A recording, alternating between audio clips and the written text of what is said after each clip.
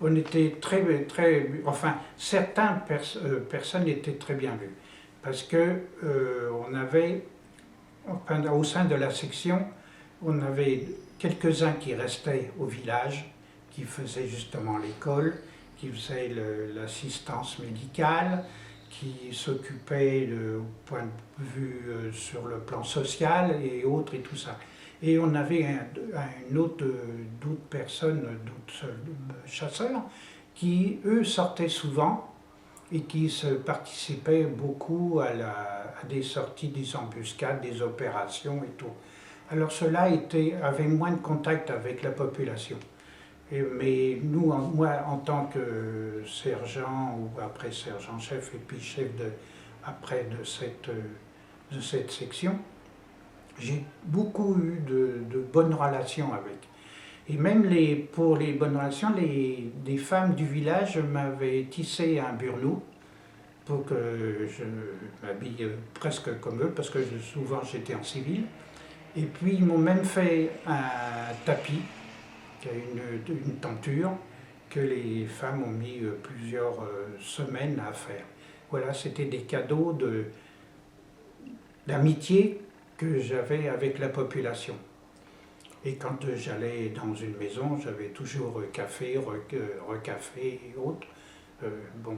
C'est une opération qui s'est faite, on avait repéré une caravane de, de ravitaillement qui partait de la vallée, enfin de la vallée du Cerdôme, là, et qui se dirigeait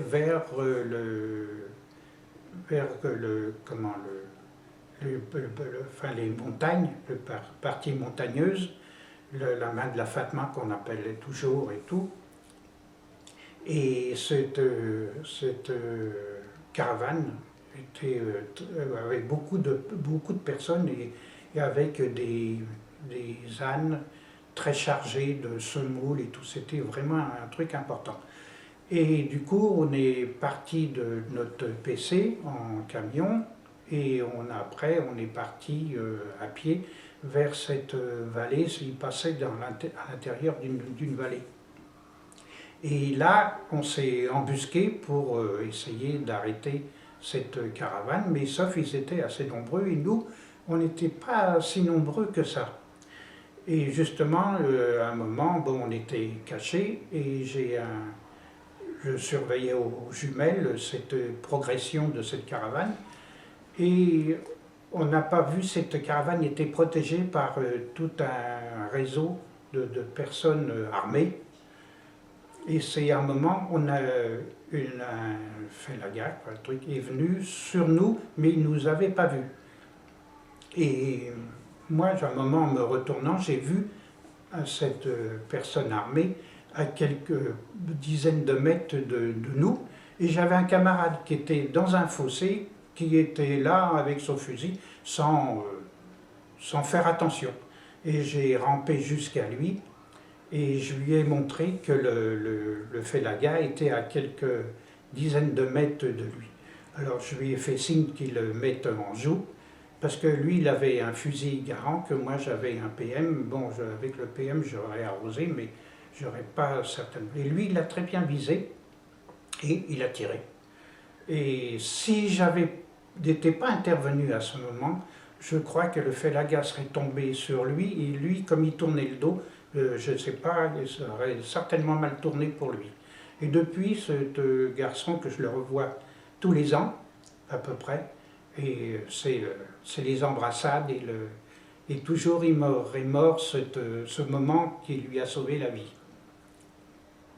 Voilà, c'est un peu de l'amitié maintenant qui reste entre nous. Il y a aussi eu un accrochage que j'ai eu, enfin j'en ai eu 1000, enfin pas 1000 non, certains pas mal, mais il y en a un qui j'ai à cœur aussi, c'est à un moment donné, on était parti en patrouille justement en forêt, et on s'est fait intercepter par un groupe de félagas. On s'est un peu replié, un peu sur une clairière, enfin avec quand même protégé et tout. et on s'est fait canarder par des grenades, par des lance-grenades. Ils étaient certainement assez nombreux. Et comme on n'était pas beaucoup nombreux non plus, là, parce qu'on était une section, mais on sortait pas beaucoup. Hein.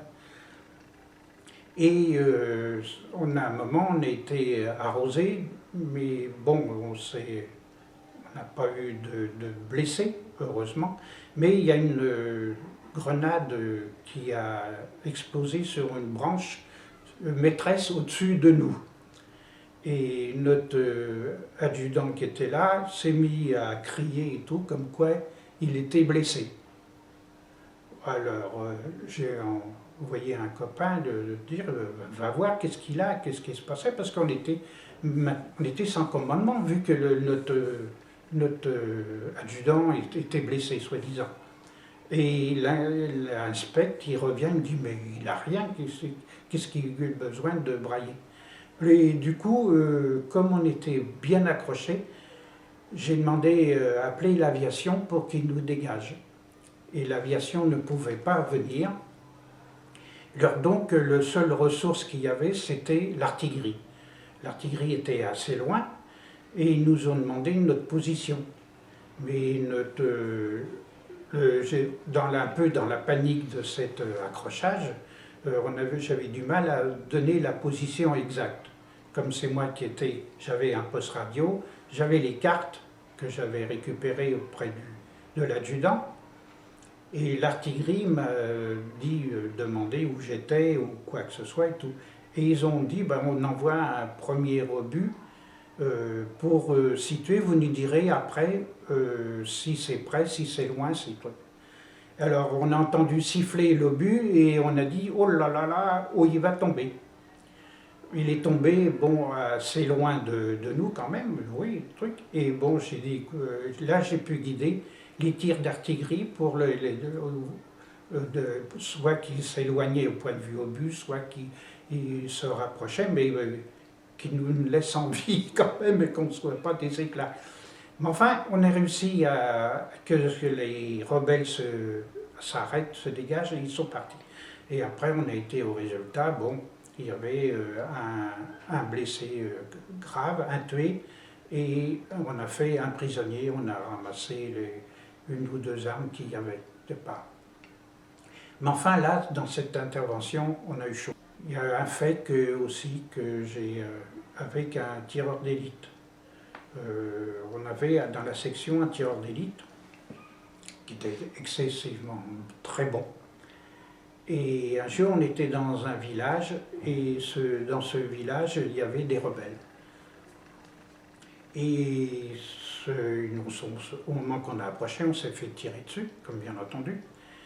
Et cet tireur d'élite, il s'est mis en position de tir. J'ai dit, on va avancer, tu surveilles, quand il y a un gars qui va se présenter, tu tires, quoi, tu te débrouilles.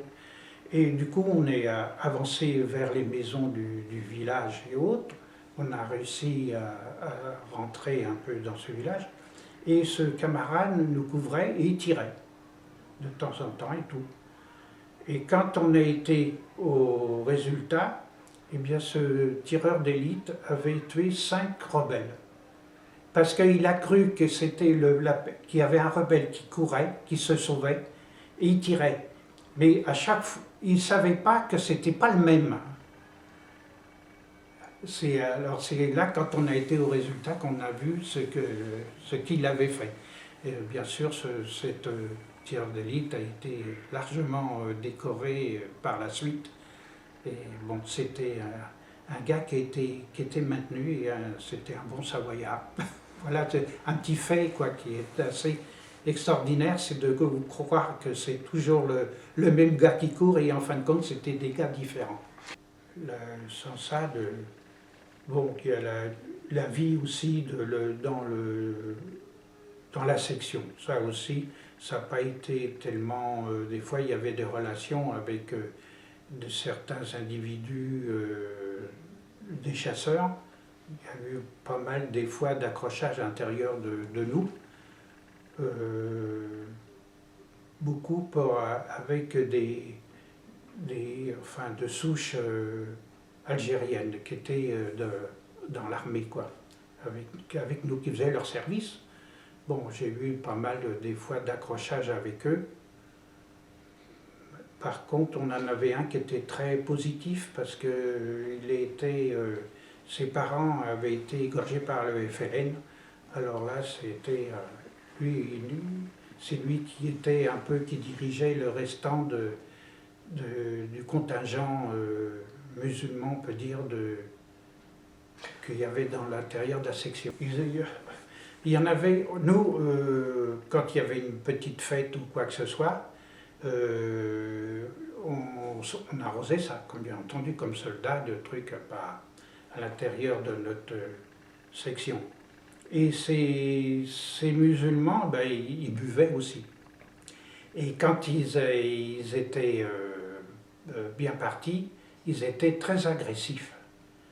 Et du coup, ben, il y avait un peu, ils étaient un peu, on peut dire un peu déjantés après. Et ils étaient vraiment, fallait faire très attention. Il fallait même les enfermer pour les dégriser et autres. Alors il y avait des tensions qui se faisaient entre, on peut dire, souche algérienne et souche française. Enfin, c'est ça, il y avait eu pas mal d'accrochages de ce côté-là.